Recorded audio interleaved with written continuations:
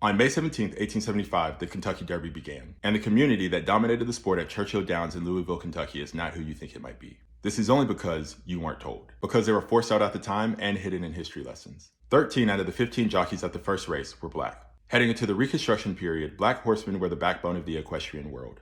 Before this time, black men on plantations had developed unmatched skills in breeding, grooming, training, and riding thoroughbreds. That expertise continued after emancipation, and those skills opened a door for them to find a career in the new sport of American horse racing. Kentucky, in particular, had a deeply entrenched culture of horse breeding, and a good portion of the horsemen in the state after emancipation were actually black. Their culture was deeply embedded in horses, and they knew them best. The first Derby was won by 19-year-old Oliver Lewis. He rode a chestnut horse trained by Ansel Williamson, a formerly enslaved black trainer. Black jockeys continued to win between 1875 and 1902. 15 of the first 28 Kentucky Derbies were won by black jockeys. Of those winners is Isaac Burns Murphy, considered one of the greatest jockeys of all time. He won the Derby 3 times, in 1884, 1890, and 1891. He had a 44% win rate, nearly 20 points higher than most modern jockeys. He was paid more than any other jockey at the time, making him a national celebrity. And he would have been a millionaire by today's standards. He had a strict moral code and refused to throw races even when threatened. He passed away at the age of 35 after falling ill after a race. He's one of the only jockeys buried on the grounds of Kentucky Horse Park. However, he was buried in an unmarked grave until the 1960s until a black historian uncovered his story.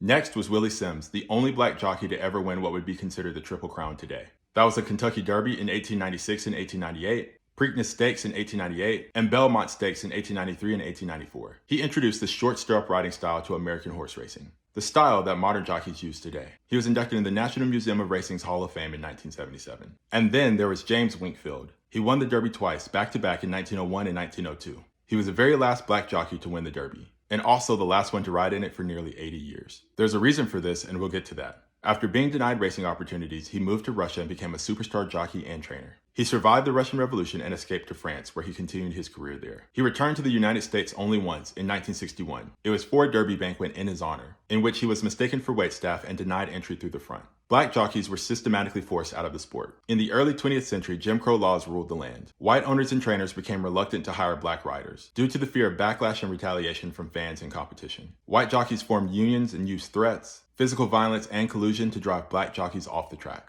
Black jockeys were also boxed in or whipped by other riders, and licensing boards and racing commissions revoked black credentials, sabotaging their ability to even compete. By 1921, black jockeys had virtually disappeared from the Derby. None competed again until Marlin St. Julian in 2000. The erasure of black jockeys in American history was thorough. So thorough that many still don't know that they existed at the top of the sport in the beginning. They were champions, innovators, and icons. Their erasures were swift, but they were not permanent. They shaped this American sport. So it's our job to make sure that they're not left at the starting gate.